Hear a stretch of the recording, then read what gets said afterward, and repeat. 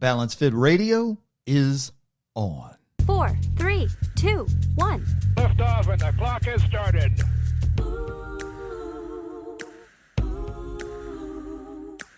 Hey, everybody. In my never-ending quest to create the podcast that I want and the podcast you want to listen to, I'm putting elements together that formulate something I've been trying to do for 10 years, since way before podcasting got taken over by celebrities and people born halfway down the third baseline. This show will always be about fitness and wellness at its core, but I want it to be something comfortable that you look forward to listening to every week, with some humor, entertainment, and information about training, food, culture, and society. I'm going to have a guest co-host or two with me each show, and we're going to talk about whatever is going on in the world of fitness and the parts of life that touches in each of us. I hope you enjoy, and here we go.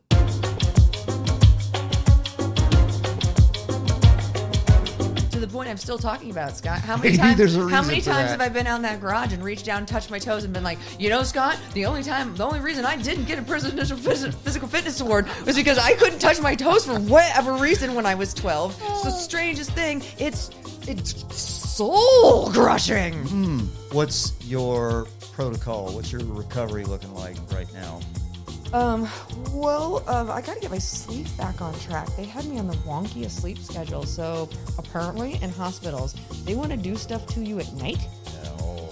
So Hey, wake up. I just wanted to check to see if you were asleep. it kind of felt like that. So I would get woken up at midnight and weighed, and then they would check my vitals, and it's like, yep, still have a fever, like, we're good. How fast did the DeLorean have to go to time travel?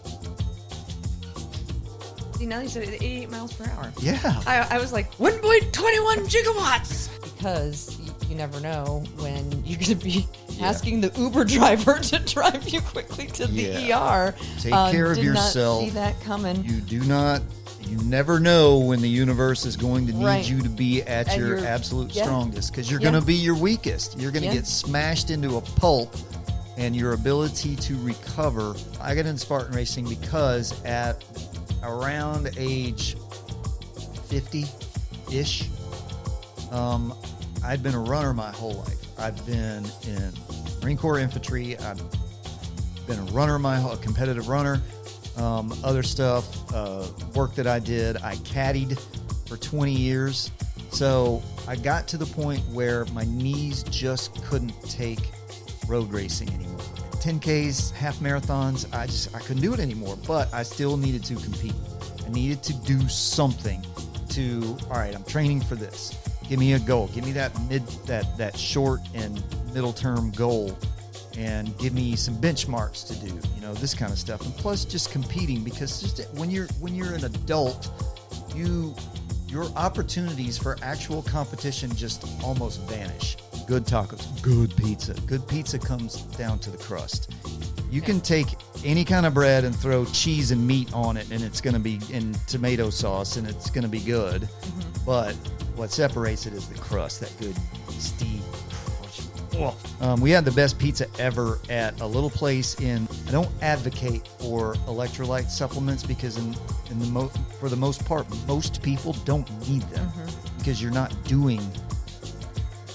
putting the amount of effort required and losing the amount of sweat required to replace electrolytes that you get naturally exogenously through food. Anyway, but in this case, I want you to train outside, because I want you to temper yourself. Yeah. So don't go run on the treadmill inside an air-conditioned gym. Get out on the road. Heat takes me down faster than anything. Walk and run in the heat and the hills and the bugs, and we're going to go do some trail runs too, because you need to get used to your feet running on roots and rocks and uneven ground. What is your marooned on a desert island food, music, and movies? Otherwise, he would have won it.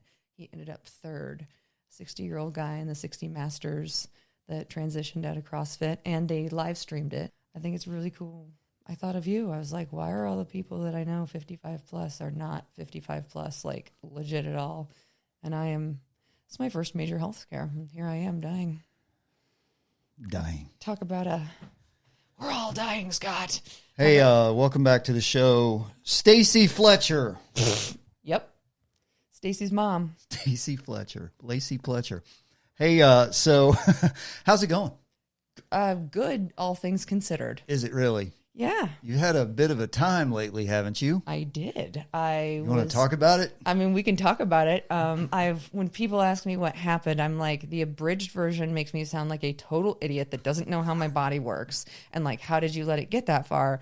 But the detailed version is like way too detailed of like my medical ongoings. So TMI a little bit too much? Yeah. I've kind of figured out a way to talk around it. But basically, I was in the hospital for 5 days out in Kansas City. What were you doing in Kansas City? I was out there for a charity fundraiser called Big Slick.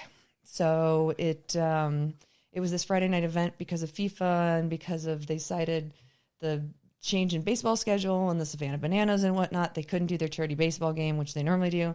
So they did an event this year called Just This Year. And it was literally 75% of the stars that were in, and under 300 tickets were sold. It was a very, very, very expensive ticket.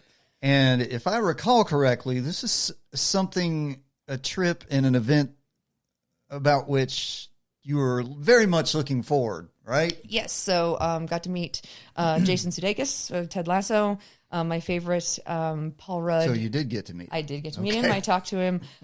It was, it's not his fault. Don't want to say it's a don't meet your hero situation, but I tried to make a joke. And then when it didn't go, I doubled down and the man wanted to stop talking to me. Like I could just immediately. And I was just like, I'm going to just, okay, bye.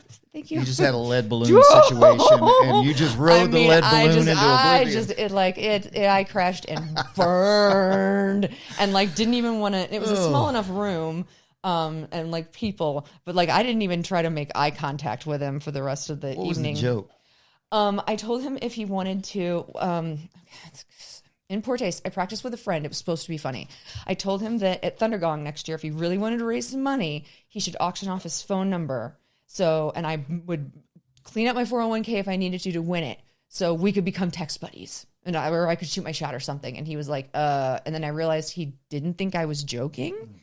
Yeah. And so I was sort of like, you don't have to say yes or no now. Like, it's for the children. Like, I just like started to try. And I was like, how does he, I thought he would like lean in and banter a little bit with me, like on the idea. I was like, you'll raise so much money. And and then I just had to bail. Like, I had to bail.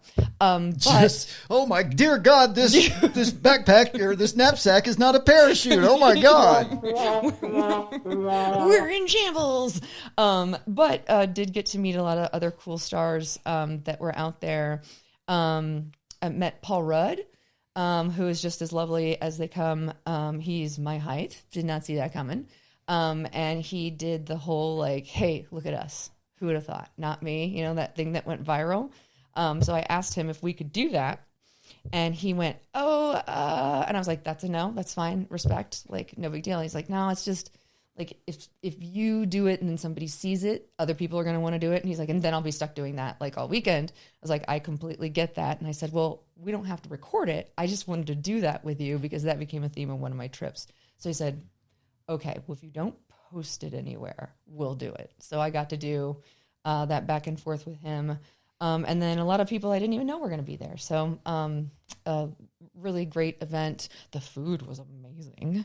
But at the same time, did not realize what kind of dire straits I was in and what my body was doing at the time. So the abridged... Yeah, I got a couple of weird texts from you. I'm like, oh no. The abridged,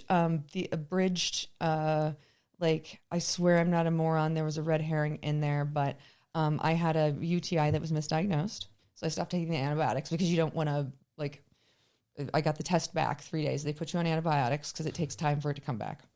And then they called me and said, you don't have one. So I stopped taking the antibiotics because you don't want to take antibiotics. You don't need them. This was before you left for this before I left. trip Yep. because we had a couple of sessions together.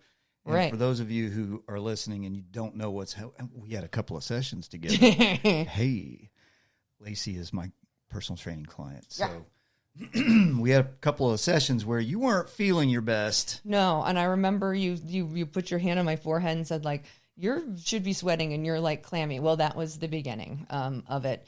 So I stopped taking it and went, well, wow, why do I feel like I have a UTI? Like, what's going on? So there was another kind of red herring issue that was going on. And I thought I got that all taken care of and just sort of ignored, like, oh, they said I don't have a UTI. Well, it turns out I actually did. But all of the back pain and kind of like sweats and whatnot that were coming, I thought was from this other issue that I had resolved, but it was kind of traumatic. So it's not that I didn't know my body and I didn't know like I was in pain, but I'd also like had this trip coming up and I was like, all right, let's just power through. I'll take some Tylenol, like a couple good days sleep. My body will go back to normal after this. I want you to pause there because I want everybody to remember the words that you just said because we're going to come back to that. Yeah. For anybody who's over, let's say 30, powering through becomes a less viable option. Yeah. When you start getting down the road. Yeah. So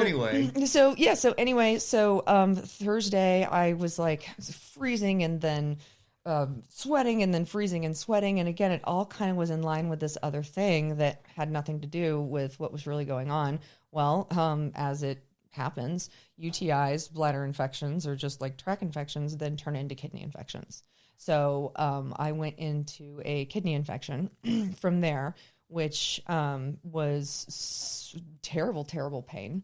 If you see some of the pictures of me at that event, like you can just tell, like my face is red, I'm sweating. Like I tried to have my hair in a cute side braid, like half of it's sticking out over here. Yeah, I saw like, that before you left. There's just like something's wrong, but I go, well, I know what happened and I know my body just needs some time to get over this.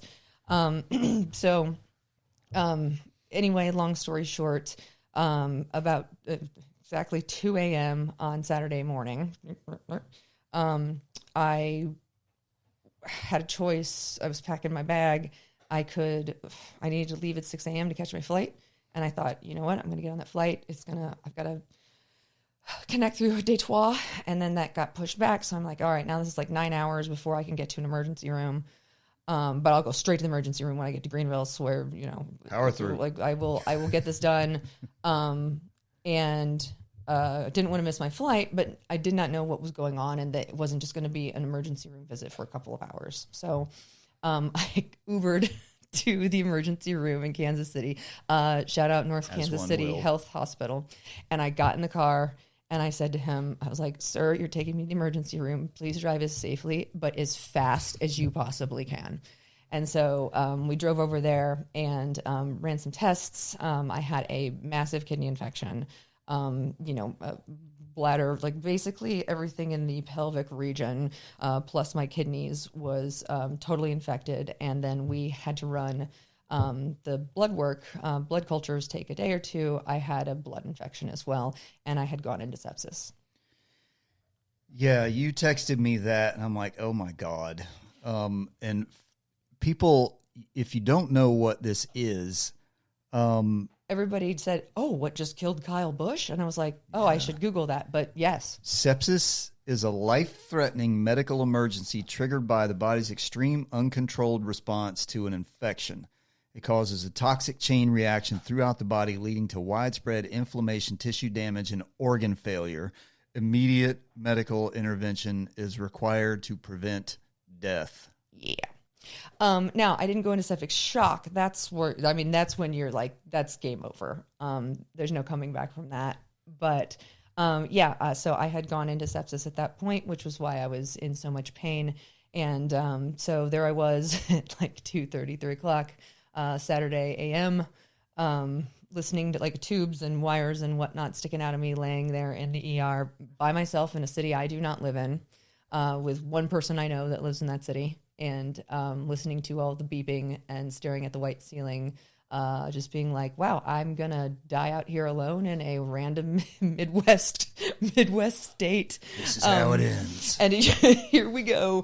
And then they came in and gave me morphine, and suddenly I didn't care about any of that. Yeah. I'd never had morphine before. But then they also came in with this thing of antibiotics, which was what they had to do. And the funny part was, I saw a doctor when I came in, and he ordered all the things. Oh, I got to get the good CT scan where they fill you full of iodine. Whee! And had a bunch of x-rays taken and all of that good jazz. So much blood work, so much blood taken. And then at 5 a.m., the hospitalist comes in, and he's like, okay, so because you have this, and it's, and it's septic, we're admitting you to the hospital. And I was like, I'm sorry, what? I got to go. And he said, did your doctor not come in and talk to you? And I'm like, what doctor? I saw one man that had a mask on. I couldn't identify him in a lineup for 45 seconds. He immediately knew what was going on. He ordered all the things, and the nurses and the techs have been doing this ever since. And then somebody rolled in here with, a big bag of fluids and antibiotics. And he's like, oh, yeah, okay, so let me tell you what's happening. Let's take a step back here. So I was admitted into the hospital. I went into it's called the critical care decision unit or something, like cardiac care, whatever. It's where they put everybody from the ER over the weekend. The unit had no windows. My room had no windows. Didn't have my own shower. And I have never stayed that long in a hospital before. So that was really super good times. And I was there by myself. So I've told people it was, gutting through the pain, which was crazy, because it wasn't just kidney and wraparound, which was excruciating. Think about the worst flu, body, and bone ache you've ever had. Systemic, right? Yeah, and I could detail you out exactly what shape my hip ball socket joints are, because I could feel every bit of them because they hurt so bad. My knees hurt, like my bones down my arms hurt. So yeah, good times. It was an exercise in, mental toughness, patience. I got security threatened on me in the first 2 hours I was there. And then why? Because of your attitude? Because in the ER, they put in an IV in this arm, right? And they put it in the crook of this arm. And so it did not feel good, and it burned. So the first bag of IV that went in, all those fluids, was just burning. But anytime I moved my arm or breathed too hard, the machine, the little pump that was doing the infusion, would start beeping. At this point, I had not slept. I was in terrible pain. The morphine was off at this point, and that fucking machine was going off every 3 minutes, beeping loudly. And I was so over it. And they just said, oh, well, you got to keep your arm still. They'd come in and they'd shake the tubes and reposition my arm and whatnot. So finally, the 20th time it happened, I took I wheeled myself out into the hallway, tears streaming down my face, looking for Rachel, my nurse. And I just said, where's Rachel? Rachel, please just move this IV. I don't care. Poke me as many times as you want. I can't do this. I'm going insane, because I also was freezing, but then would start sweating and was just laying in a pool of my own sweat. I mean, it was just everything was awful. So they finally, I convinced them to move it into my left arm so I wouldn't use it as much, and put it in a place where me doing this with my finger was not going to make the machine beep. Because it got to a point where they after they said ma'am, if you don't go back into your room and calm down, we're going to call security. And I'm like, calm down, because I'm in terrible pain. Thank you so much for this. But I was just I will rip this IV on myself. I'm going insane. Call security. I need some company. So it was a good patience. But then afterwards, I actually took a video of me laying there. The guy next door was the most popular. Luckily, I had my own room. Most popular person ever. He was laughing and joking, and because this is 9:30 in the morning now, laughing and joking and whatnot. And here's this machine just going beep, beep. And the thing is, after 5 minutes, it got to be such a joke. I started timing how long it would go off, how many times I pressed the nurse's button, and how long it would take them to shut it off. And I'm just laying there, and the video, so you can hear the guy and you can hear the beeping, and my face is just I wish I had died when I came in. It was just.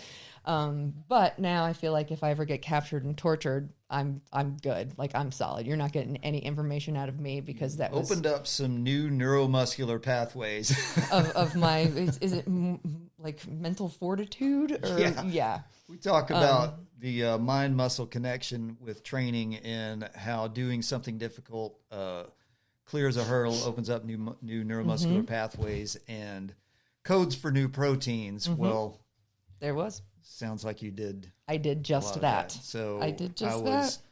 When you first texted me, you were kind of low key.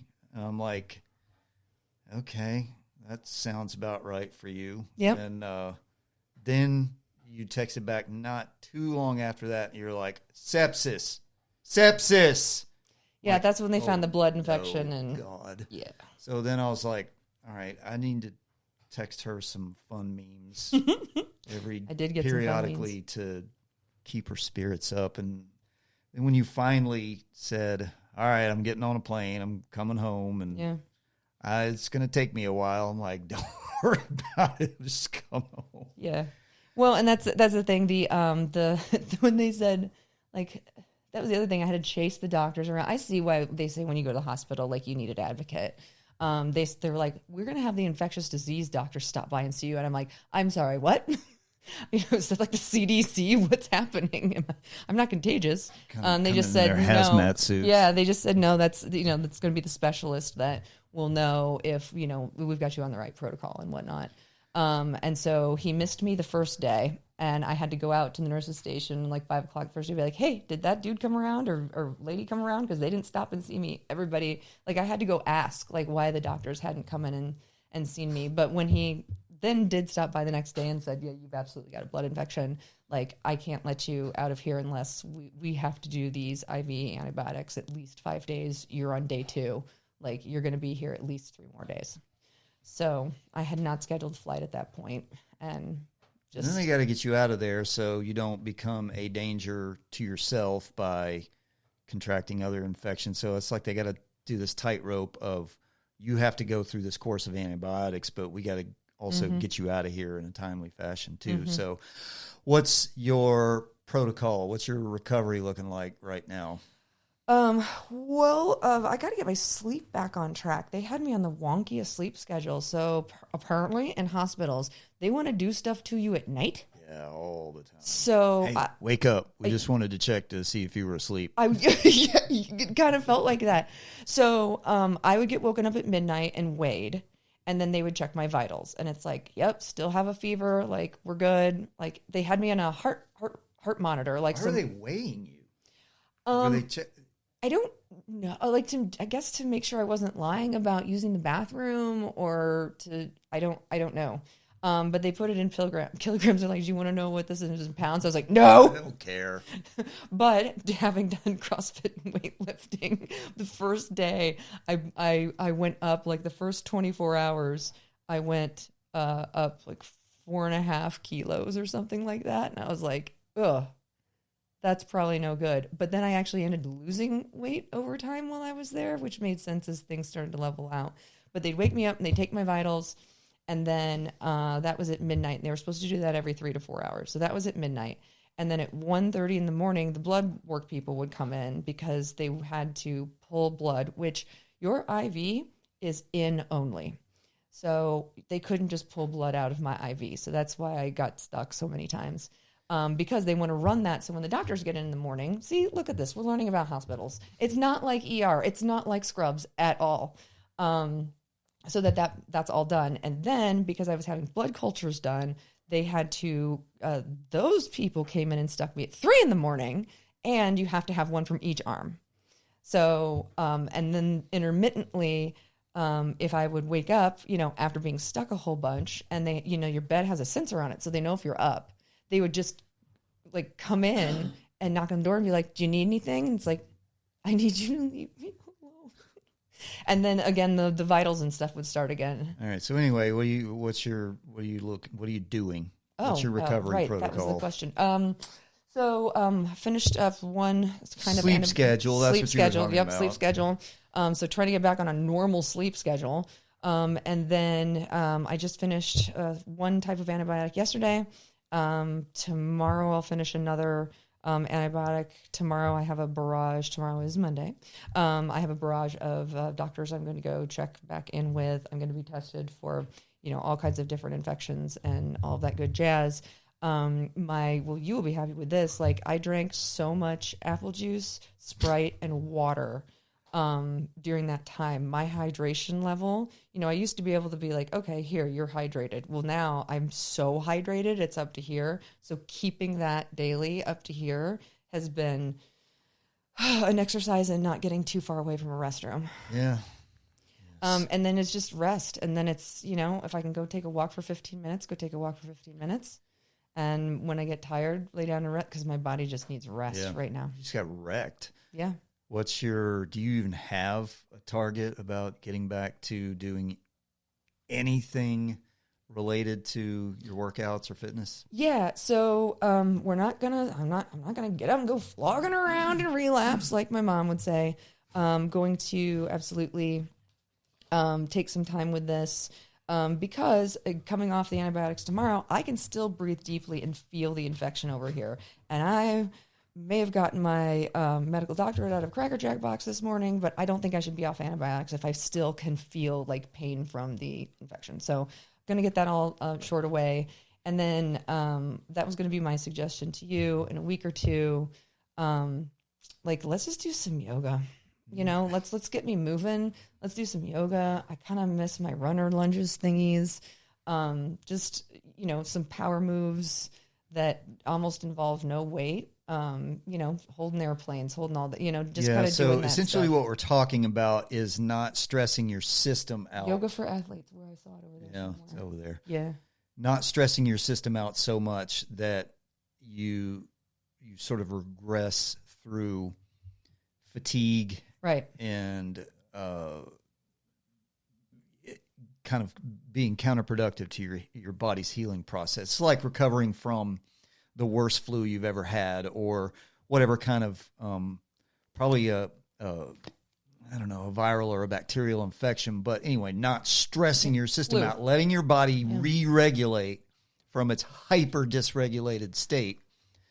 But it's different than like if you were recovering from a surgery or an injury or something where you have to this part needs to physically recover. It's like your whole system needs to reset, re-regulate, and you need to start working it back into. Well, and I remember you said to me one time, if you could hold world's greatest stretch for 30 minutes or 60 minutes or something, you'd be bulletproof. And I'm like, all right, let's try that. Let's just, I don't want to lift anything heavy because I don't want to do just to dumb it down, but muscle tears or anything that I don't want to add anything onto my body that it also needs to continue to then heal. Because it's got all kinds of healing to do. Yeah. So I was going to say, we'll take the dogs for walks and let's do some yoga and, put me on the little bandy things, and we can do some light bands and just keep me moving, because I don't want to, like I said before we started, I could not open a soda can for the first day or two. I just did not have the physical strength. And I remember thinking, oh man, Scott said grip strength is such an indicator of longevity, and I can't open a soda can. I am so screwed. You're dead. I'm dead. And somebody brought me some apple juice, and I was trying to, just get the top off a bottle, and I couldn't do it. So it was just incredibly fatigued and weak and whatnot. So not putting any more stress on my system, but, doing some world's greatest stretches right now actually sounds good. Just because I was in so much pain, my neck got cricked, my everything hurt so bad. I'd love to stretch it out and move it around. So the moral of the story is take care of yourself as best as you can. Be aware of your body. Listen to your body. And then when you get wrecked, which eventually will happen to most of us in some form or fashion or another, be fit enough that you can recover from it. And also make sure that you have a trainer that will text you funny memes when you're in the hospital, and that will walk your dogs together with you when you need to recover. And Scott, I did think about that, because and it's funny, if people don't know what sepsis is, people are like, oh, you're back. Great. So you're okay now. And it's like, well, yeah, kind of. I mean, I could not leave until the blood infection was gone. But it's not just you have a cold for, 10 days, and then you have a couple, you feel not great days, and now you're back to 100%. I don't know what it's going to take to get back to 100% for me. I know we caught it very, very quickly. for the most part. And I had really, really great care. They absolutely knew what they were doing. But I did think about that as well. Like, wow, Lace, like it's such a good thing that you got in such better shape to combat this now. Yeah, if you're hearing all the strange noises and seeing the tops of heads That over was my there stomach. on Lacey's camera, we have 3 giant dogs around. Well, 1 giant dog and 2 medium-sized dogs. Lucy's got the pink squeaky ball, and Finley just came over here to try to say hi to me, and she is saying, "Don't take my pink squeak." I think that's her pink squeaky ball now. I think you guys inherited that. I was telling you earlier, she's never been a toy dog, but every now and then she'll latch onto something. Like we were walking both of them like a year ago, just doing laps around the neighborhood, and she found in the school parking lot some kids, one of those sparkly light up bouncy ball things, and she was like, "Ooh," and picked it up and walked with it for like a mile, which just blew us away because she'd never done that. Do you want to get on camera? Come here, buddy. Come here. Show your face. That's Finley. That's Finley. You got to get in camera frame. All right. Good job. So anyway, when I asked you to come over, I got a bunch of different things for us to talk about, but the only thing that I put on my notes was, how's it going? Yeah, like just let Lacey talk. That's what she do. Let's hear this story. Yeah. Well, and like I said, it was my first major health scare, and I think back to the first time we kind of podcasted, and it's like, how do you keep going and whatnot? It's like, you're worth it. So first of all, obviously no idea. This was just the kind of perfect storm. Take UTIs seriously, people. And if someone says you don't have one, like maybe you get a second opinion when your whole body's going like, but I think we have one.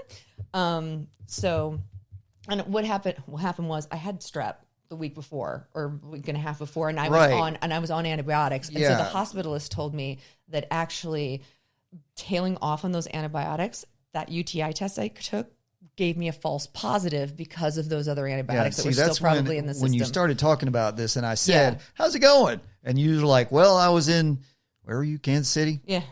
And I'm like, no, hold on a second. You need to back up because there's a whole lot more to this than that, because you were already sick. Yeah, I was already sick. Like twice before all of this even happened. I had strep, and then I got over it, and that was like a day or two, and then suddenly I'd never had one before, but I figured that's what it was. And so it was just the perfect storm. But that's another good reason to, treat yourself well, take care of yourself, get in some semblance of a shape where you feel good. Because you never know when you're going to be asking the Uber driver to drive you quickly to the ER. Take care of yourself. Not see that coming. You never know when the universe is going to need you to be at your absolute strongest, because you're going to be your weakest. You're going to get smashed into a pulp, and your ability to recover because of how you hydrated, how your nutrition plan, your workout plan prior to that. Yeah. I mean, not to turn this into workout preaching, but I feel like this... It's not your even ability to me. Your ability to recover is going to be greatly enhanced by your commitment to your and it's gonna and it was. I've been healthy as a horse up to this is my first anything like this. So I was had a lot of time alone. Got to think about I'm so glad that I'm in the shape I'm in and that I had put in the time, and we had pushed through. You'd pushed me through climbing up the rope ladder, climbing up when all you the were things. well. When I was well. When you were well. When I was well. When you had strep throat, I made you climb a rope. To push me, push me mentally. I do have some weird thing about jumping off the ground, and we worked on falling off of things. And so I did not whip bedpans at nurses on that first day because, we had also practiced all kinds of, trusting in yourself. So it's just sort of the whole 360 experience here, and kind of what I've been doing helped me through that entire 5 days of absolute hell. That's awesome. I'm glad to hear that. And I'm glad that you are obviously on the mend. Yeah. And we're going to your team. We're going to Gonna make sure that you get well. put me back up, put me back together again. Yeah. And then once you're well, we're going to get after it. Yes, which reminds me. I don't have insurance. Yeah, I was wondering about that. I actually was wondering about that. To do that weeks ago when I started to apply, and then I was like, oh, squirrel. So this hospital bill is really something. So I actually sold my Kansas City Mumford & Sons tickets. So if you want to do a Spartan race now on August 2nd, I am You're going to be ready available. for that in 7 I mean, weeks? you're gonna carry me, right? Like you're gonna put me in like in a baby Bjorn, right? And we go, course. yeah. Well, I mean, I'll try. Yeah, okay. I don't have to. I mean, I don't have to win it, right? No. That's I know, I'm and kidding. what, and that's the thing that that's a good segue. All right, so I've got a Balance Fit team going for one of the Spartan races that's local to us, nearby. It's like an hour away, just over the North Carolina, South Carolina line from us.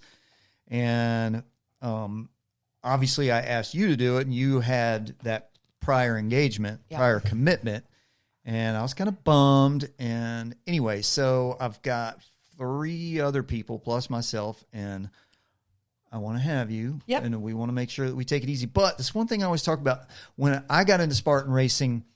Let's say OCR racing through Spartan, they're not paying me to say this, but there are other obstacle course racing organizations. But anyway, I got into Spartan racing because at around age 50-ish, I'd been a runner my whole life. I've been in Marine Corps infantry. I've been a competitive runner. Other stuff, work that I did, I caddied for 20 years. So I got to the point where my knees just couldn't take road racing anymore. I could do a 5K. We actually had an 8K, a big 8K near my old hometown down Low Country, the Beaufort Twilight Run. And that's a good distance. That's like 4.98 miles or something like that. I could do those. But 10Ks, half marathons, I couldn't do it anymore. But I still needed to compete. I needed to do something all right, I'm training for this.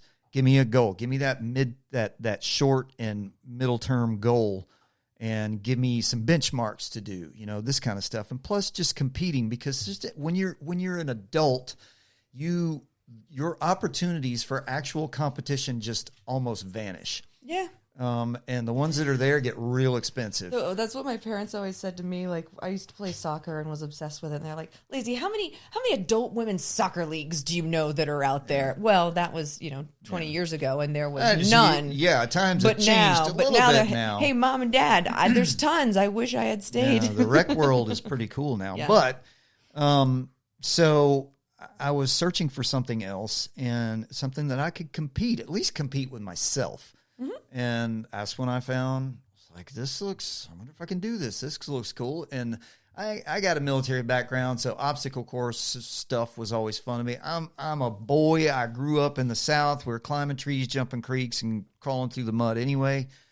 So that's how I got involved with it. And the cool thing is that I learned was it's your race. You can actually sign up for competitive heats. So you can sign up for age groups, or if you qualify for elite, then you're racing under a set of rules and standards. But if you sign up for open, it's your race. Yeah. You paid your money. You can, if you want to walk a mile to the middle of the course and sit down on the ground and watch everybody else run by, you can do it. Yeah.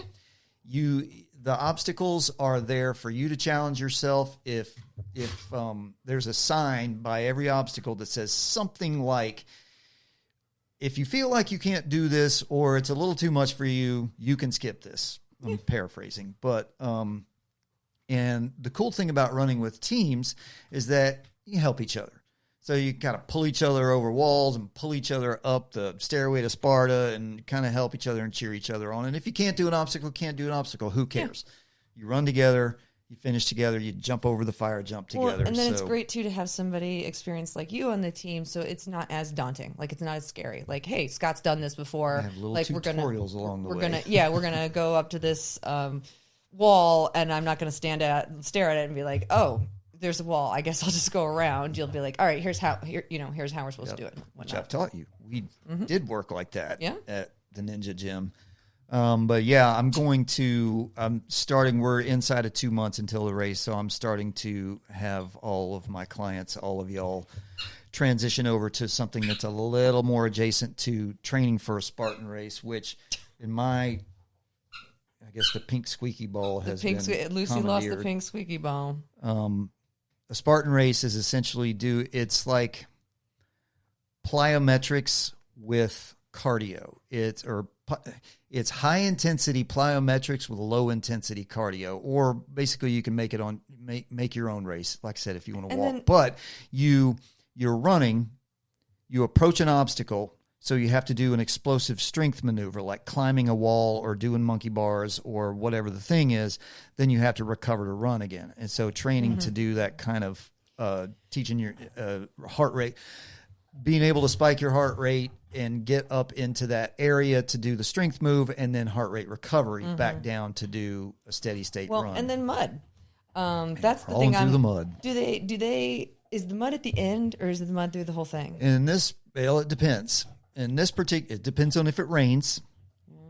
I did this particular course. Do we need to take that away from her?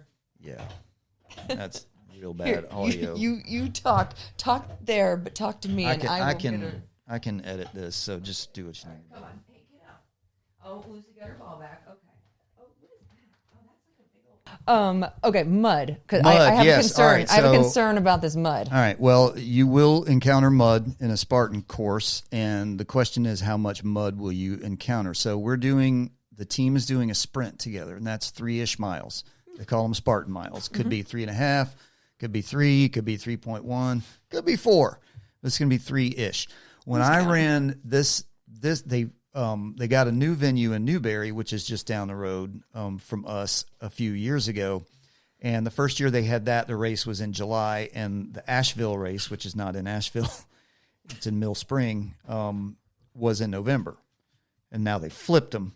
Anyway, the first year I ran the Asheville/Mill Spring race, which is at an equestrian center, by the way, one of the world's largest equestrian centers. Mill Spring up in Tryon? Yeah. Oh, yeah. That's where it is. I used to go up there and be like, oh, can I go and train just do a schooling, run this week? And they're like, no, we're doing the Spartan race. So I actually have ridden a horse through there a lot. I'll know that terrain. That's where it is. Oh, my God, that hill at the end? No. Yeah. So, yep. But anyway, so the first year I ran this course that we're running was in November. Okay. And I ran the Beast, which is 13 miles. And it was 40 degrees.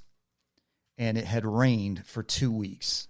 So the first quarter mile of the race was knee-deep water. So it's 40 degrees, and you got 13 miles ahead of you, and you're immediately wet from the thighs down. Your shoes are soaked. Yeah, it feels awful. For 3.5 hours. Yeah. So, yes, there was some mud there. But last year, it was dry. So, I've actually never run a sprint at this course. So, I've only run the Super and the Beast there. So, I don't know what the routing will be. I know they'll have us doing a creek crossing at the end. And the mud, thankfully, at this one is, well, I say thankfully because they kind of get you.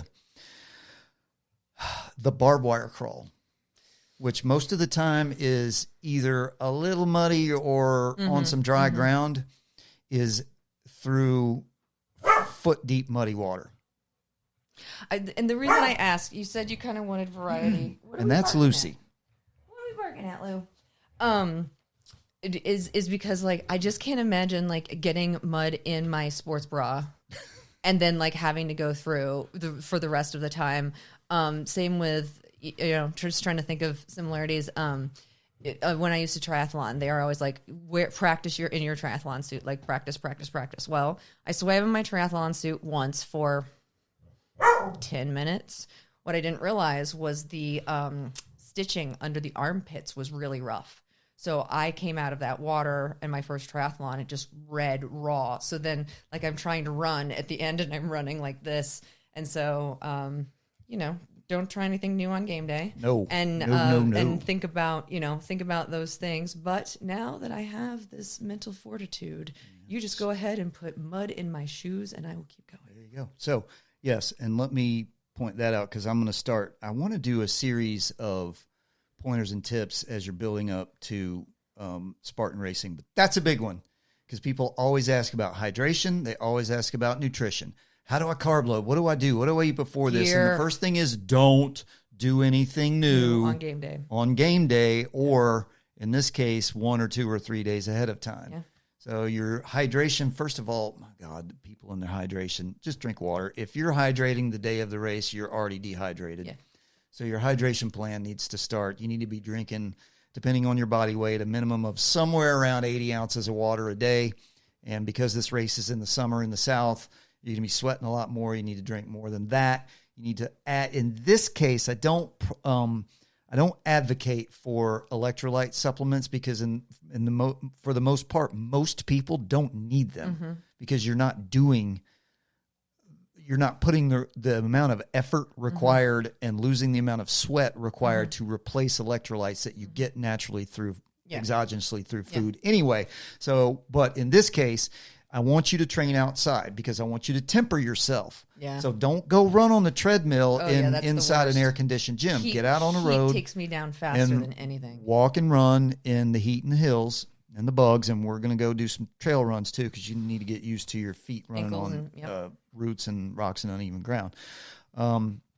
Nutrition-wise, don't try to carb load a day or two before because you're just going to be behind. You need to start ramping up your nutrition plan 2 weeks ahead of a race. And don't you need forget, because you need to make sure it's balanced and you need to make sure you don't overdo fiber and you don't I don't overdo the fiber. Yeah, because you're going to underdo your the couple of days around a race.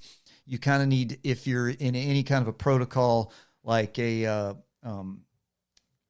you're on a nutrition plan where your macros at a certain pace, we're going to kind of flip and we're going to jack up. We're going to take a lot of the fat out because that causes GI issues. And we're going to really jack up the carbohydrates and we're going to keep the protein where it is because you don't want to you're not going to lose muscle mass that quickly. But anyway, so yeah, the lesson there was don't change anything. And don't do anything different on game day. Too, what's interesting to me is that don't wear new clothes. Yeah, I had tested it out, just not like for as long as I had needed to. But there just seems to be like so much crossover between this and, triathloning. Same with so many people did not ever train their transitions. When you got to go in, one of the things that caught me most off guard in my first triathlon. So first of all, you're going to either beach start or tread water start. But I swam and I felt pretty good. Well, running up the beach in sand after your toes have been pointed and you've been kicking like that, calf cramps. And just did not, and then had them kind of off and on for the rest of the thing. So it's the stuff like that you don't think about when you get into something that's not hey, I'm running on a road. I'm running on a road. I'm running on a road. When you throw in all these other elements, you got to sort of think through, which is why my brain does so well with it, because I love logistics and planning and thinking through all of the best case scenarios, worst case scenarios. I got to plan for everything. There is... And that's one of the reasons that I train y'all with cognitive exercises too, because you do have to think your way through these things. You should be thinking your way through these things. Anyway, you need to strategically figure out, all right, okay, I completed that obstacle. Now you never know how long you have to run or when or what. They'll give you, they'll release a course map so you can actually see what obstacles are coming up. And they'll have a big course map at the venue. So you can kind of get an idea. You're like, all right, right here, this is the longest stretch of a run. So it's a mile. It's 1 mile. So I'm going to have to make sure that I dial in my effort, my rate of perceived exertion here so that I can survive because right after this stretch, there's 6 obstacles back to back to back to back to back. So I'm going to need that power for that. So you should be thinking your way through that. All right. So yes. Oh, I was going to say, a variety show. I have something that kind of fits into this. It is athletic adjacent. Remember I said I have something. I'm going to throw it out there in the middle. Bring it. Okay. So did not realize I was going to be gone for 8 days instead of 36 hours. I left my gym shoes in the car. They are so stinky. It stunk up my car, Scott. And I wear socks.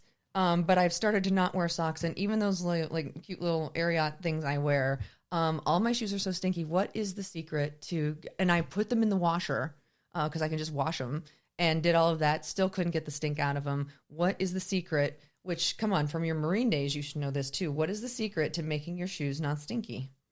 Well, first of all, you don't leave them with dirty socks wadded up in them in a hot car for 9 days. There was no hot socks in there. The socks were underneath them. Cornstarch or baking soda.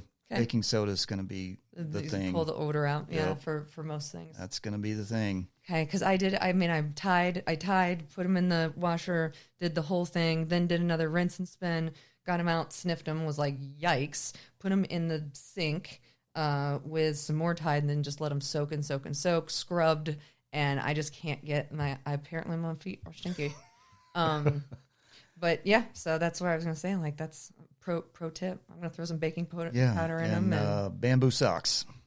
Oh, okay. Yeah. Which I might actually. Oh, okay. Right? Look at this. Boom. There they are. And they're branded too. Orange.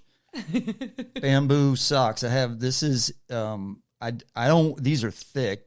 So I don't wear them to train in, except for in the wintertime.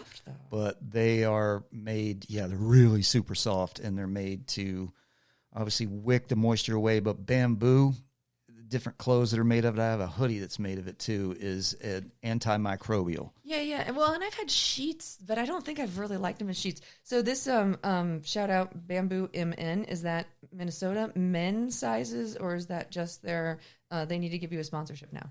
Sure. I don't know. I got those, I'm sure, on the great website that is the origin of all things now. Bezos. Hey, so have you heard about the new restaurant on the moon? Dad. What tell me about the restaurant on the moon, Dad. Found out. Yeah, it's got great food but no atmosphere. Oh. All right. Yes, thank you very much. I'll be here all week. Tip your waitresses. Meredith and I were sitting on the couch the other night, and something came up. One of those, I get fed, the algorithm on YouTube feeds me. There's a huge German Shepherd underneath me trying to escape. She lost her ball in your speaker. I'll get it. It was something to do. I forget what it was, but we get pushed these things that are like, can you answer these 10 80s pop culture trivia questions? And we have fun with that. It's pretty cool. But one of them came up, and I thought, you know what? I looked at her and I said, that right there is a litmus test. This is how I'm going to find out if I can really be friends with people. But I thought this would be, because there are certain things culturally, and I feel like we're running out of them. We need to get the squeaky ball out of here. Yeah, why do we put squeakers in dog toys? Who could possibly ever imagine that? And everybody's back in here now with squeaky toys. Good Lord. I found there was a random leg, and I thought, good, she can destroy that. It won't be a big deal. I got the ball in my pocket, because if she sees me take it. That's a disembodied leg arm from a poor bear that was dismembered by family. It's so long and skinny. I just thought, she'll destroy this in 30 seconds and distract her from the thing she really wants, which is going in there now. And lo and behold, it's got a squeaker in it. Ooh. All right. So anyway, I litmus test. Culturally, levity. Yeah, I thought there are things that are culturally fundamental that transcend generations that get passed on no matter what.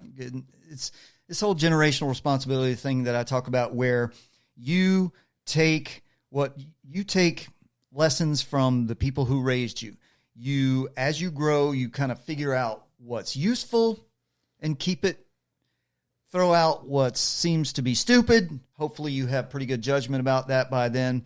And then you add your own stuff to it, and then you take that and you give it to your kids. And they do the same thing, and it repeats over and over again. And hopefully we have an escalating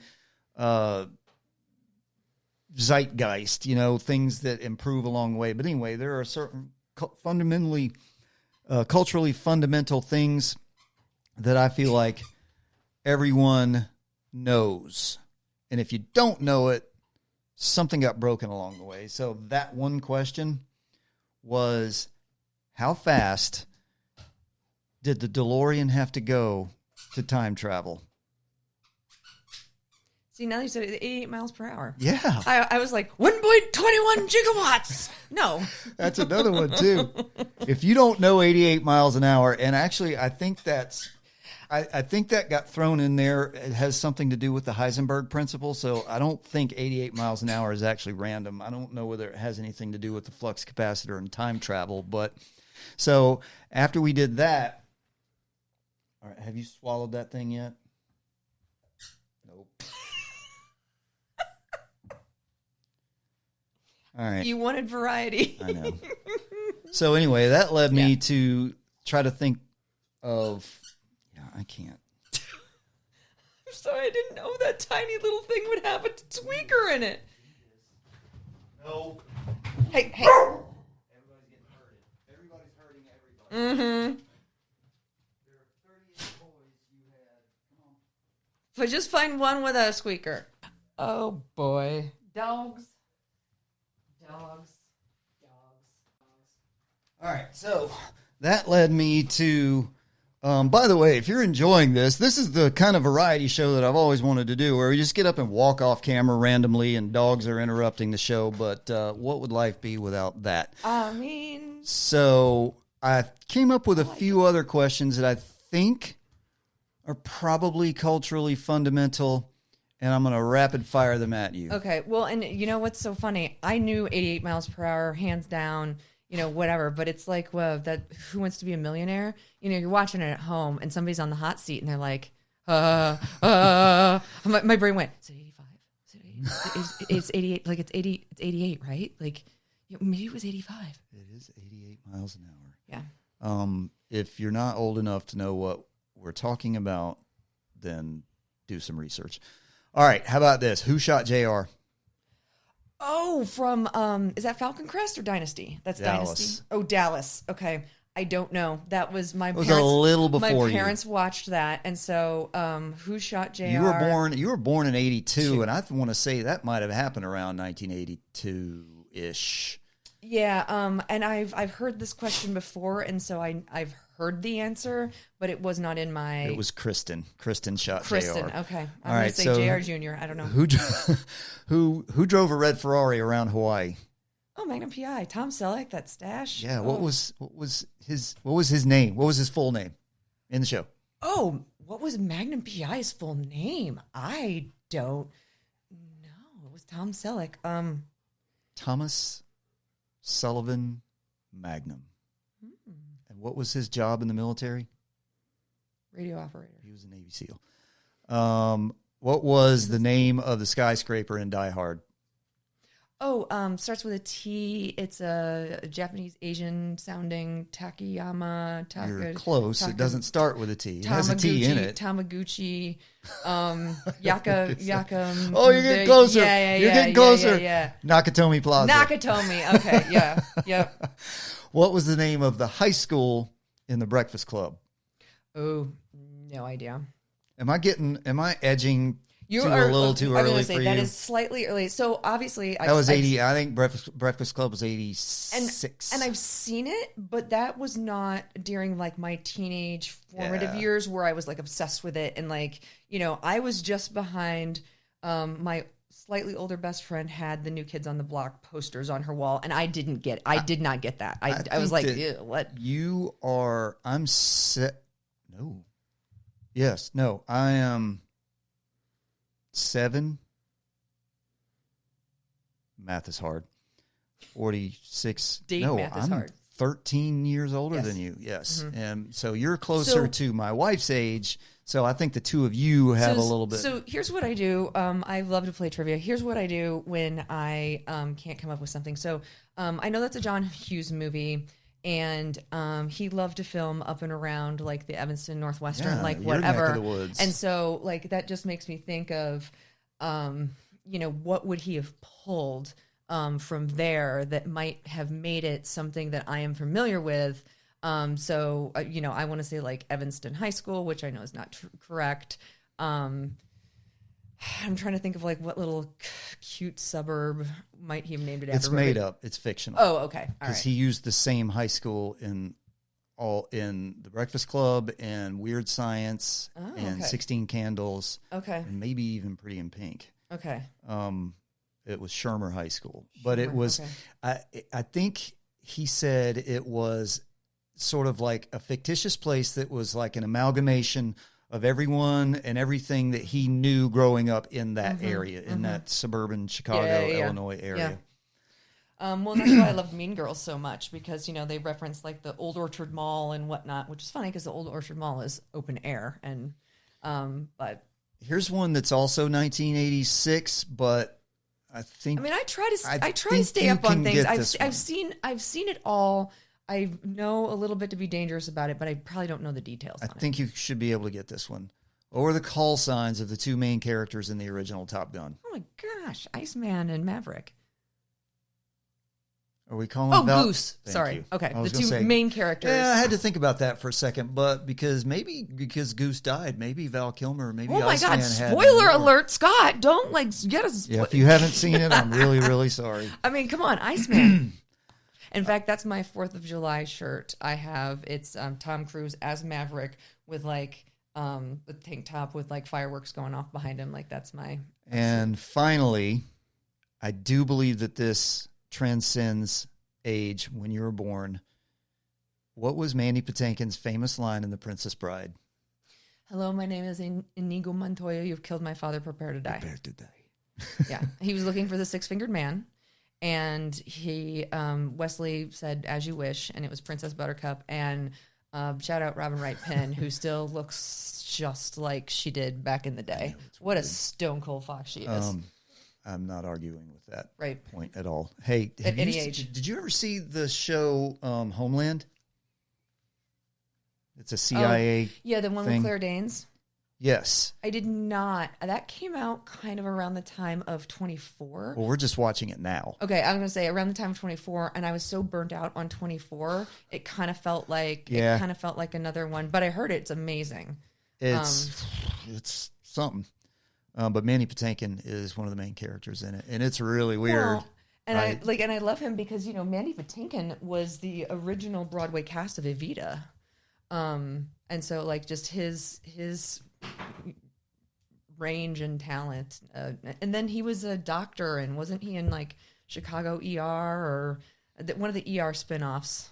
He was in for a while. Yeah, no, talented. All right, moving on from those, here are some other personality questions. What is your marooned on a desert island food, music, and movie? So you're marooned on a desert island. You get one food. Now we can call it a dish. So like if you say, shout out to my hat, if you say tacos, obviously that's meat, cheese, sour cream and tortillas. So anyway, food item, music, so it can be an album or a song or whatever, and movie. Okay, so my question to you back is, why do I give a shit about any of these things if I'm marooned on a desert island? I want to get off. So basically, it's kind of like if you had to be stuck. You can't get off. You got to have something to do. Okay, so I've got to have something to do, and what you got to sustain yourself. What I am not Let's focusing say this on is getting off the island. Yeah, there's All a right, that's the magical point. plane that flies over once a month and drops your supplies, but it's only that food item, and it can't bring you any extra movies or music or anything like that, and they can't land anywhere to rescue you. So that's what world we're living in right now. I've also, a horrible confession, I've never seen Lost, so this might be the plot of it. I wouldn't know. No, we watched. Okay, the food that I would want to go with, as weird as it sounds, but also desert island sushi. Okay, you could actually probably make your own. You're correct. That I don't know where really you good. get your rice unless you were on a desert somewhere in island the in Southeast Pacific, Asia somewhere. And then as far as like music goes, my music taste is just so all over the place. But I have to say, I probably want to keep it upbeat. Yeah, you may not want some emo stuff going on for all of eternity on your Some island. tanning music. But I have to say, I would go, even though back when they were doing it was very formulaic, I would go with some like original album Mumford & Sons, because like that rage banjo just gets me every time. Like they're so ballady. It's like such good ballad and like whatever. And they're like, but we're so angry. And I think that would be great. And then as far as movie goes, I've got my top 5 movies for lots of different reasons, but there are movies that I think are great that I could never watch again. And so to me, this is going to be a tie. Dependent, I don't know. I'll think about it and I'll come down to one, but it's either going to be Everything Everywhere All at Once or True Lies. Oh, I like that. I like that. True Lies is one of those movies that when it comes on, I can watch it. When I went to visit my friends in the Keys, I was like, tell me when we're on 7 Mile Bridge. I'm sticking my head out of the, out of the sunroof. But tell me when we're on the 7 Mile Bridge, because you wouldn't know otherwise. Yeah, well, I mean, I figured, well, there's a lot of bridges. I was like, I just There want are to a make sure lot of bridges. I lived in one. Key West for 6 years, and I made that drive up and down US 1 100 times. And there are, God, I used to know the exact number. It's something like 138 bridges between. It's about 132 miles or so from Key West, from the end of US 1. I think it's 109 miles to the southern tip of Key Largo, and then it's like 132 miles before you hit Florida City, which is like the cutoff of where you get down into the wilderness of the Keys. But yeah, watching that movie after having lived down there, and when they blew it up, but that's the older two bridges, the old railroad bridge that runs in the new highway and one. That is just one of those movies I can always watch. I grew up a Schwarzenegger fan, and I like one of the things that sold it for me. And two, I mean, when did that come out? I was in my teens. Like when he steals the horse and like he and the horse run through and like the horse jumps over the drum set. Like I just found that so like the horse in the elevator I loved. And then like, well, gosh, both those movies have Jamie Lee Curtis in them, don't they? But like Jamie Lee, Be Still My Heart in that movie. Yeah, like, she was. Wow, girl. She was rocking it in True Lies. Girl. Jeez. So just love it. I love, I've never been I don't really know much about him, but I thought Tom Arnold was really funny. I thought Tom Arnold was hysterical. Yeah, in that like movie. I thought he was the perfect like goofball. He was a good foil to Arnold. Exactly. It showed up. I grew up on Wayne's World, so then Tia Carrere shows up. Carrera. Shows up, and the tango. Everybody wanted to go learn tango after that.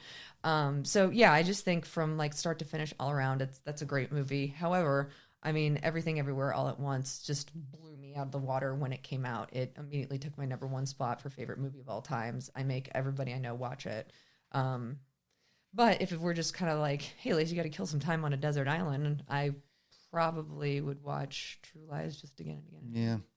I think for me, in spite of my hat, which I'm rocking my wife's tacos hat, which is one of my favorite food items of all time. Let's see, it comes down to, and it's good tacos, not just tacos, but it's good tacos, good pizza. Good pizza comes down to the crust. You can take any kind of bread and throw cheese and meat on it, and it's going to be in tomato sauce, and it's going to be good. Mm-hmm. But what separates it is the crust, that good yeasty crust. Oh, we had the best pizza ever. Great. The squeakies are back.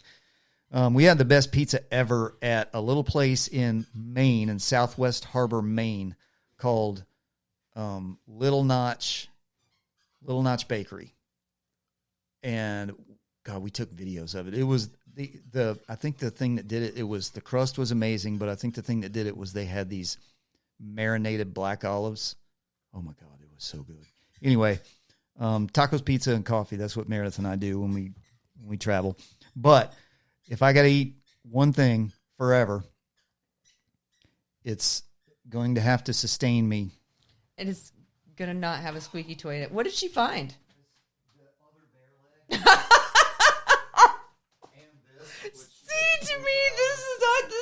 stuff you leave in. This is real life. For me, believe it or not, I think it's going to be the thing that I actually eat every morning right now anyway, and that is fruit, yogurt, and granola. When we go on vacation and there's a breakfast buffet, that's what I get because I love that. Mm-hmm. So, and as far as music, an album, it could be something like Appetite for Destruction, or it could be something like Mama's Home, or it could be something like Jane's Addiction, Nothing Shocking, or it could be something like Lenny Kravitz, Let Love Rule. But honestly, I think it's going to have to be the first Eagles live album. It was recorded in the Rose Bowl in Pasadena in like 1980 or something like that. And you know who I discounted, and I'd have to go back and think about it, but Prince. I mean, oh God, yeah. Rest in peace, Mr. Nelson. Yeah, and I guess to make this challenge harder, you'd have to throw a rule in that said no greatest hits compilations. You can have a live album, but no greatest hits compilations, because Prince's greatest hits, yeah, that would be a thing. Seriously. But yeah, but when we were out in northern Arizona recently. Where'd we go to? What's the name of that spa retreat place everybody goes to in Arizona? Sedona. We were in Sedona for our 25th anniversary, and we drove to. We had a Jeep. We pulled the top down, or took the bimini top, or the bikini top, whatever it's called, off, and we drove up to Flagstaff and all the way across to the Petrified Forest and back. And of course, Meredith sleeps in the car wherever we go instantaneously. But on the drive back, and we stopped along the way on Route 66 in Winslow, Arizona, because we're both big Eagles fans.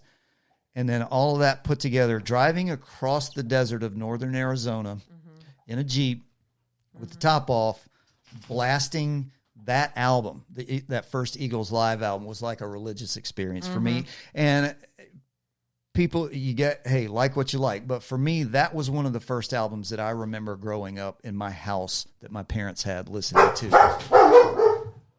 And Meredith's home. Meredith, you deal with them. I'll let her deal with the dogs now. This is going to be an incredible podcast. Please shut Lucy up. So it's going to be that. And for my movie,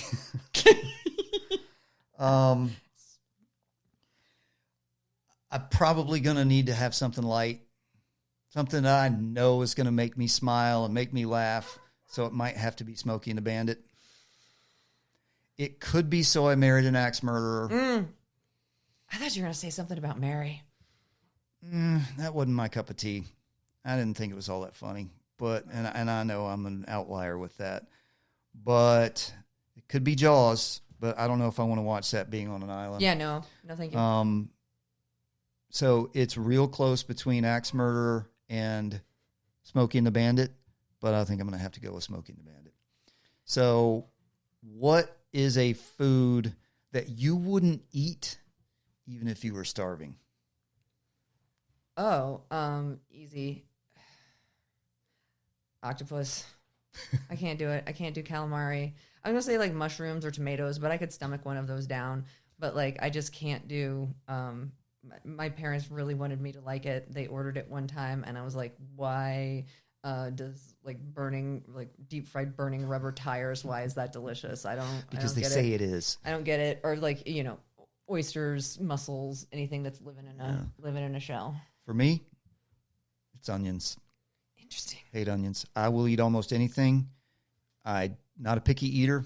I was never that way as a kid. I would pretty much eat anything you put in front of me and be grateful for it. But there's something I can't deal with onions. Now, here's the thing.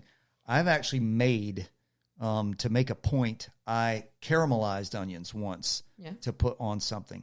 Now, when you caramelize onions, you break down all the sugars and starches, and all of that really, that pungent, whatever it is that onions have, goes away. It completely mellows out. Yeah, it's a different. And I ate them and I put them on my food and they were good. But when it's talking like raw onions, when people put raw onions on something, I'm like, that overwhelms the food. You can't even taste the actual food when you put raw yellow or white onions on something. My papa used to like eat an onion like God, an apple. I know. I grew up like that. But do you chop onions to like have in your salsa? No, and stuff hell like no. No, I won't eat salsa if it's got big chunks of onions. Well, it doesn't have to be like big chunks. I know, but But at the same time, celery. I'm that way with celery. A good Mexican restaurant, your Mexican restaurant will go super high up on my list if the salsa you put in front of me is a smooth blended salsa. Yeah. I know it's got onions in the recipe, but it's not big chunks of onions in it. So, hey, you said, what was it? Oh, you were talking about octopus. Like, why are you making me eat this? And I said, well, because people say it's good. It's calamari, it's octopus. You should be. So that leads me to this one. What is the most overrated food? Don't hate me if I say tacos. Hey, it's your list, man. That's just kind of, I'm like, gosh, that just popped into my head because I'm staring at it on your hat, probably. But it's like Taco Tuesday and everything, and I like a taco, and I've had some very authentic, delicious tacos, but I'm an enchilada gal, first and foremost. Overrated food. Any of the trendy crap right now, like, the acai bowls, how do you pronounce it? Any of the juice places, like, just, don't, meh. Nothing like that. But yeah, no, my brother sometimes calls himself Tommy Two Tacos. Like, people love tacos. I get that. And I'm just sort of like, See, for me, leave it.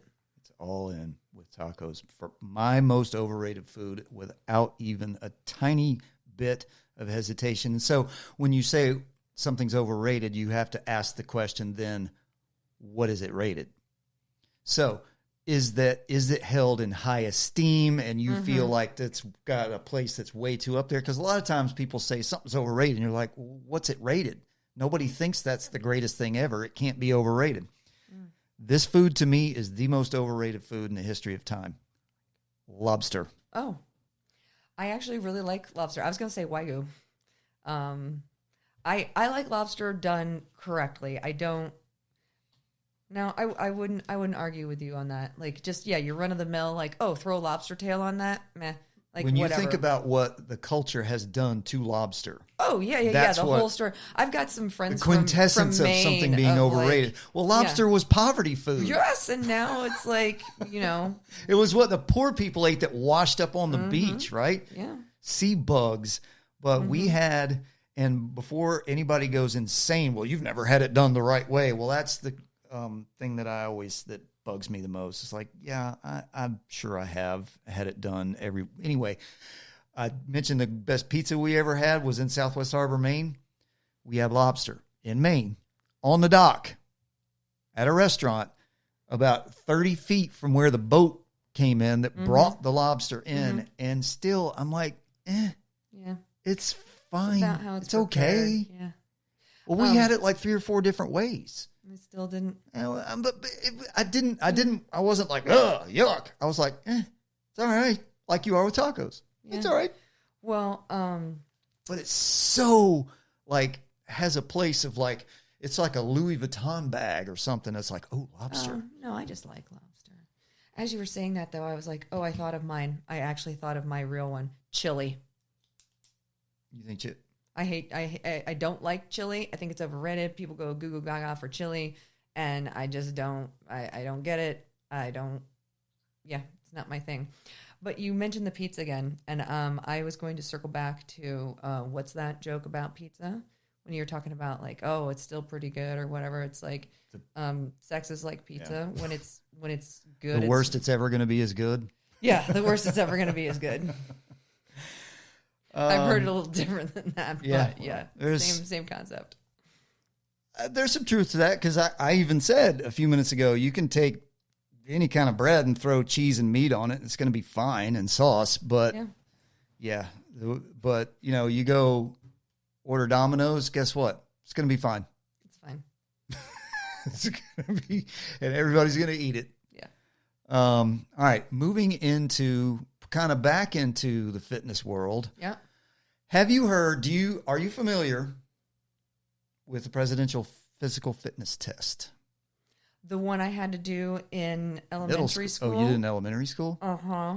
Yes. Yes, I brought this up before. They brought it back. Oh, what is it? I'm so happy. Is it the exact same thing? Basically the same thing. I did mine in 6th and 7th grade. I remember that. I still have the I want to certificates. say we did it like 5th and the grade, patch. 5th, 6th, 7th, I think was us. We got a patch that went with it. It was red, white, and blue. It's around here somewhere.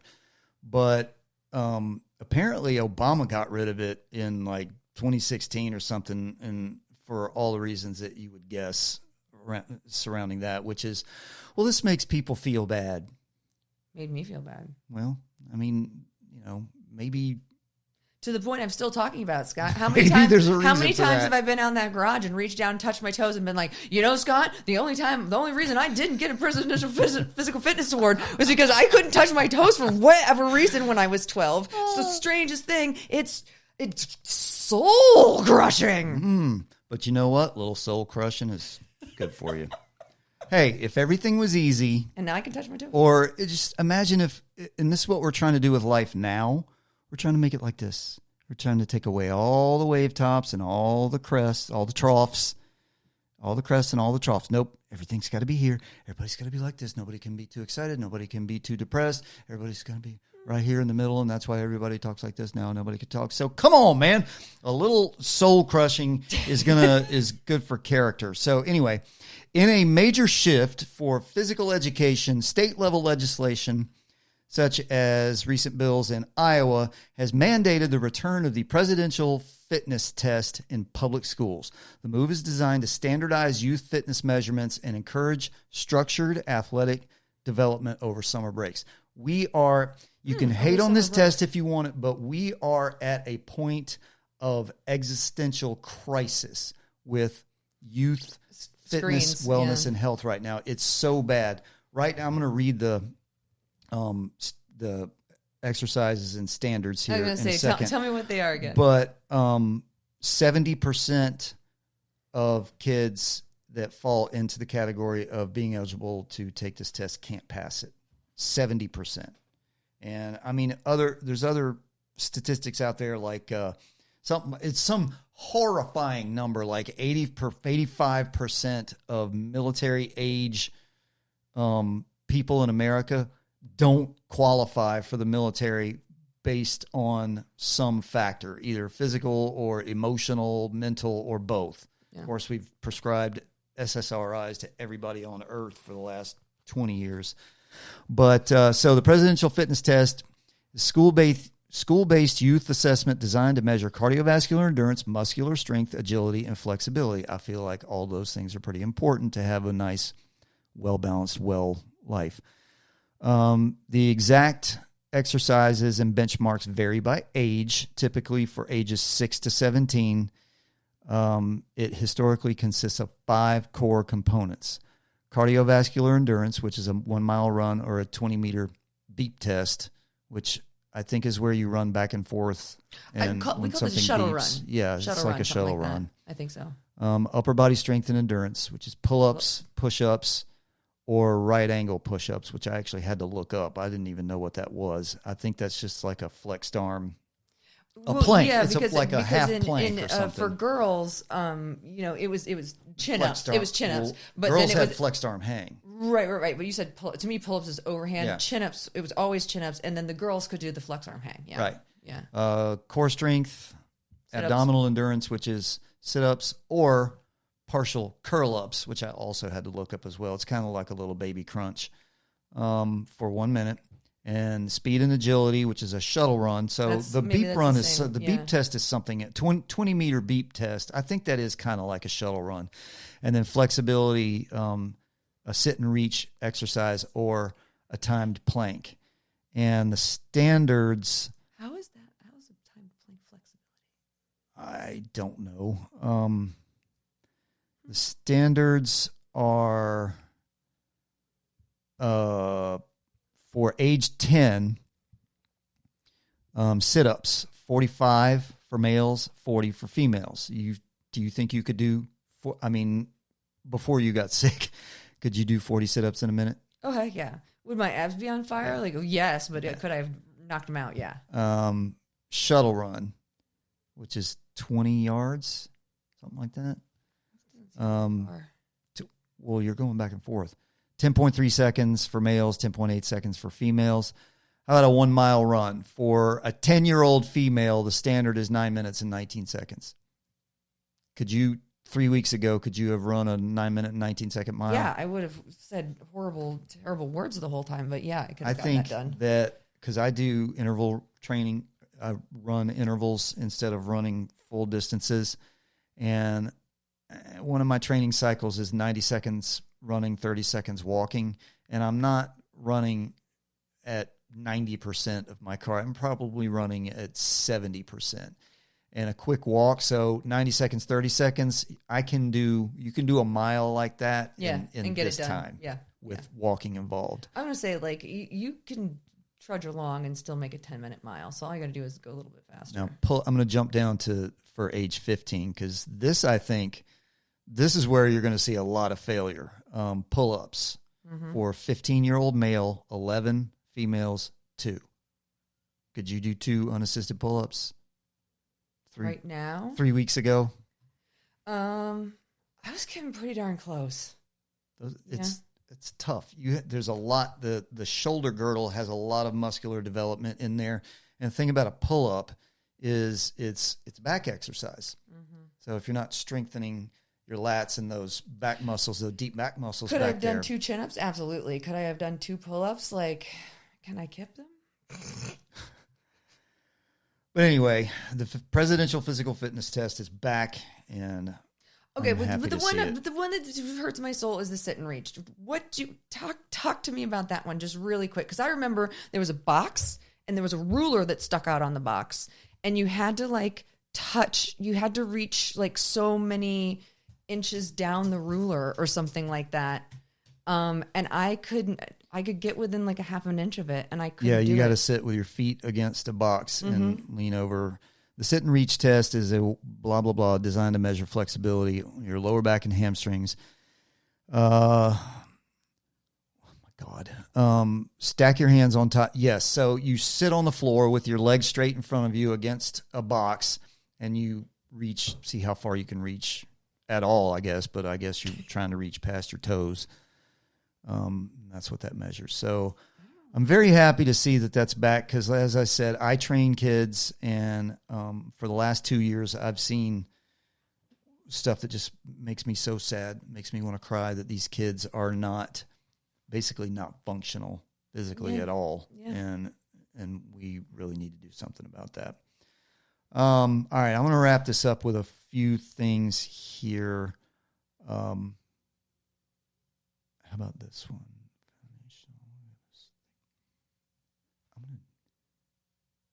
I'm going to do this. I heard this yesterday, and I thought of you. I was like, oh, I can't wait to ask her about this. You worked for, or adjacent to, you worked for the Bears, right? Or at least you worked for the Soldier stadium. Field. Yep, Yeah. I was facilities. Have you heard what's going on? No, what's going on up The there? Chicago Bears Well, they are moving. Yeah, To Hammond, Indiana.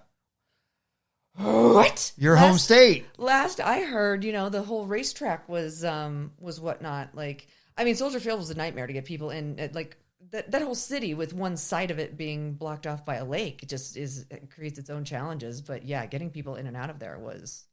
The Bears are moving to Indiana. But now I looked this up, and Hammond, Indiana is like 30 miles from Soldier Field. So it's Chicago. It's a Chicago suburb. Yeah, basically. and it's that little corner of Indiana too is on Central Time, like because they just know so many people commute back and forth. There's like anything around the lake in Indiana. I saw this and I was like, "Whoa, that is crazy!" That's like, I mean, the Bears are OG. They're an the original. Bears. Well, they're an original. I mean, pre-NFL team, right? They were an original National Football Conference team, I think. Yeah, that sounds right. I think so. Anyway, the Chicago Bears are officially moving forward with plans. So officially moving forward with plans, I think, is a little nuanced from officially moving. We have a plan to make a plan. Yeah, officially moving forward with plans to relocate and build a new stadium in But they're still the Chicago Bears. yes, in Hammond, It's not like Indiana. they're the Hammond Bears now. Although that would be pretty rad. It sounds like a CFL team or a hockey team. After a legislative deal in Illinois collapsed. Now, is there a more corrupt state and city than Illinois and Chicago when it comes to interior politics? No comment. Oh man, there was one time working at Soldier Field where I had done a whole diagram of this setup for an event I needed, and they came in and they put the tables in wrong. And I walked in and I just like, my face went white and I was like, no. And I had a couple interns with me, and I remember just being like, look, lady, it's fine. I don't know how this diagram and this matches, but I'll just grab the interns and we'll move it. And you can't. You have to have a union. I could not move a card table with a round on it because that's a union job, and I had to have a union person there, and then the liability of me moving a round card table. It was. So anyway, after a legislative deal in Illinois collapsed, who knows why, despite the change in state, the team will retain the name Chicago Bears. Can you imagine if they said they were going to change that? So now Indiana is going to have 2 NFL teams. Which is crazy for a state of Indiana. And in those comments, people, give me what the mascot would be if the Indiana Hammond somethings. What would they be? What would the Indiana Hammond What is somethings? there? I mean, like I said, that's a suburb of Chicago, but is it just flat and corn and wheat and whatnot? No, that's right. So I'm like, it's really close to Still Gary. city? It's Still still, cityfied? yeah, it's still cityfied. I mean, it is like the industrial town that's right there. I mean, there's the Horseshoe Casino in Hammond, Indiana, and there's the riverboat. Oh my God, they're the Hammond Horseshoes. They're Hammond riverboats.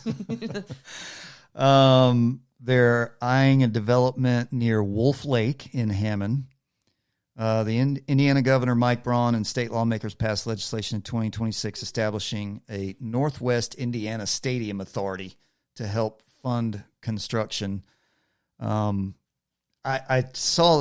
watched a video on this, and essentially they're giving the Bears a deal where they have to lease. They're going to build the stadium with bonds and whatnot, but the Bears are going to be required to lease the stadium for something like 40 years or something like that. And the Bears are going to be able to keep all the revenue that from anything that happens in the stadium, but the city gets whatever the city gets from the Bears. But at the end of the lease, there's a little rider that says something like the Bears, if they choose to, can buy the stadium for $1. Yeah. So the Bears are moving. I thought that would be, that's like, I don't know Indiana geography very well. So to me, when I saw the Bears are moving to Hammond, Indiana, I'm like, oh my God, the heavens are going to fall. What is happening? And I was like, oh, it's right there. Yeah, it's really close. But they're not going to be in Chicago. Yeah, I don't know. Chicago is not. I lived there for years and years, and it's just not the Chicago I know anymore. But I get it. Like, it was just so much a nightmare to get in. Well, it was a nightmare to get in, and it's money. Like, it's just all about money. Like, you can sell more parking. You're going to be able to have more. Like, there was no restaurants and stuff really around that. You had to walk across Lakeshore Drive, which at that point was a 4-lane highway. So there's just nothing there. So to entertain people. Wherever they land it, congratulations, Hammond, I guess. You're going to have to put up the infrastructure because it's going to be like Notre Dame, where the thing, if you notice what's going on in your gas pumps right now, it's like the moment Friday afternoon starts, the dollars that are just influxing in are just going to go up. Yes, go get it. And it's, Notre Dame being a college town, there's a lot of this throughout the country where there's not a lot around it. Things that, like Auburn, there's a reason they called Auburn, they call it the barn and that cow college and all that, because Auburn was in the middle of nowhere. Now, because Atlanta has grown so much, Auburn's only like 70 miles from Atlanta, if that far. Yeah. So it's right up the road. But at that time, it was so isolated. So the town of Auburn, the city of Auburn, was what was there. And so when you got 90,000 people coming to that one place, that little place, yeah, you try to get a hotel in X place on February whatever, like March 10th. Yeah. But then go ahead and try to get a hotel in a football city in October. Yeah, he's not doing it. But it sounds to me like the only thing that I hope, I don't give a shit about the city of Chicago or the city of anybody or anybody's politicians or any of these millionaire and billionaire players and owners. I don't care. I just hope that the people of Hammond, Indiana aren't going to get screwed by this. The people of Chicago aren't going to get think about the fan base there. I mean, granted, again, they're only going to have to drive down the road a little bit. So it's not like they're like the Rams or the Raiders did and they just kept moving all over the state. Well, and it might be a little bit of further a drive, but I think it's actually, just off the cuff, hearing this for the first time, I think it's going to open the fan base up because you're no longer, with such limited parking, parking prices are going to be astronomical. So if you can open this up, if you can make a bigger, more open stadium, you're going to have more tickets, going to drive the prices down. And to me, that's always why I wanted to work in sports and why I worked in sports for so long, is it brings community together. It brings all walks of life, people together. So I hope it's to me, off the cuff, I'm sure there are some really smart or really crooked people that made this decision, isn't it? But, both, I'm sure. But it sounds like it could be a really seems good thing to me for like, fans and yes, teams. If it's done right, that the value of the fan dollar is going to be able to go a lot farther, having it not somewhere in something like a place like Chicago, that somewhere with a lower tax threshold and all of that kind of stuff. So hopefully. But every time they build a stadium somewhere, and of course, building a stadium now is like a $2 billion thing. Yeah. The taxpayers always end up getting hosed on it somehow. But I don't know. We'll see. I just thought I saw it and I thought at first I was like, oh my God, the Bears are moving. But then I thought of you and I was like, not only did you work at that stadium, I'm from Indiana. You're from Indiana. And I've been in sports and worked in sports for a long time. Northwestern and all that kind of stuff. Yeah. All right. That's all I got. What about you? I'm going to go buy some bamboo socks and go take a nap. Sounds good. Tacos, pizza, sushi. Sushi. All right. Peace out, homies. See ya.